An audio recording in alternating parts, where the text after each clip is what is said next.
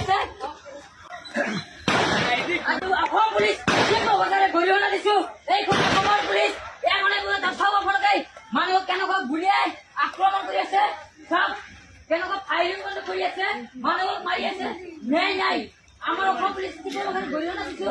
এইখন অসম পুলিচে এনেকুৱা কাম নহয়, অসম পুলিচে এনেকুৱা গুলি বৰ্ষণ কৰি ৰাইজৰ ওপৰত আক্ৰমণ কৰিছে। যি দুষ্কৃতিক অপৰাধী এৰেষ্ট নকৰাকৈ তাক প্ৰডাকশ্যন দিয়া হয়, এইখন পুলিচক আমি কেনেকৈ নিৰাপত্তা পাম?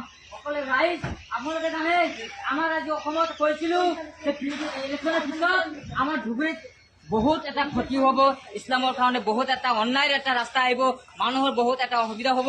তাৰ প্ৰুফ ইতিমধ্যে দেখা পোৱা গ'ল যে ইতিমধ্যে তেওঁলোকে এনেকুৱা